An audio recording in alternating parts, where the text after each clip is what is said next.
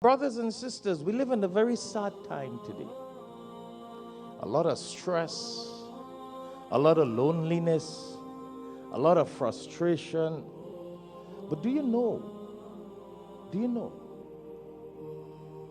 that if we as human beings would go according to what Allah has created and how Allah has created us to connect to other human beings, that could be the stress reliever, that could be the loneliness reliever, that can prevent us from stress and loneliness, because Allah has created human beings to connect to each other as a means. In addition, again I said, Bismillah, we spoke last week about the heart connecting to Allah, and then Allah wants us to connect with people.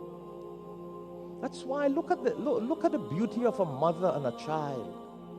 A child. Do you think a child is being dropped from a tree? A coconut tree? We live a life where it's important for us to connect to human beings, to our brothers and sisters.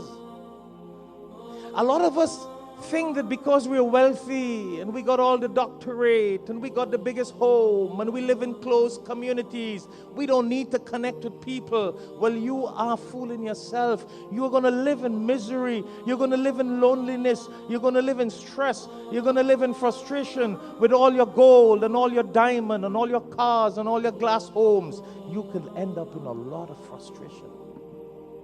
Because Allah has made it happen that when we're to be born, we are delivered. Think about the connection. When a baby connects to the mother. We are not Adam alayhi salatu wasalam, and we are not Eve, Hawa alayhi salatu wasalam. Allah has made it happen that as a baby, Allah could have caused us to just appear.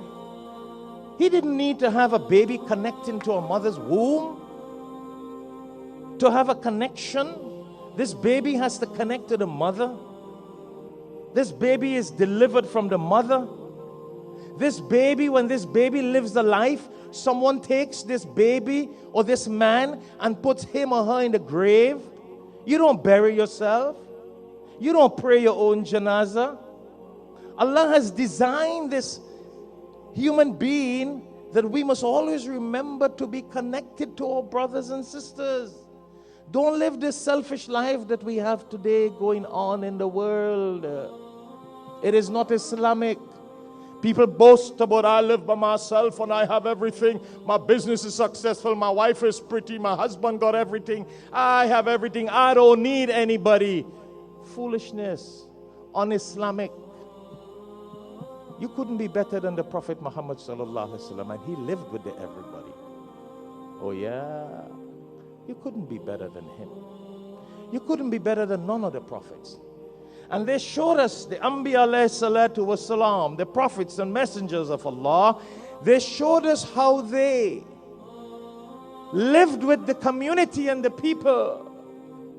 Because Allah wanted them to demonstrate that. And Allah has created us in a way that we cannot live by ourselves. Do you know the husband and wife? What does Allah say in Surah Rum? Chapter 30, verse 21. لِتَسْكُنُوا إِلَيْهَا. Allah has created your spouse so you find peace and tranquility. The husband and the wife. The parents. Your children. Oh yeah, it's a connection. You need your children's love.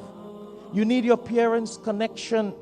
You need your siblings, your brothers and sisters. A lot of us today, because we have money and we have education and we have our own homes and our own cars, we feel we don't need our brothers and sisters.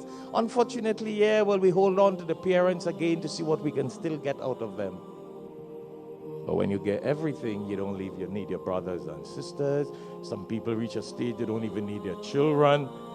Far less for needing the uncles and the aunts and the communities.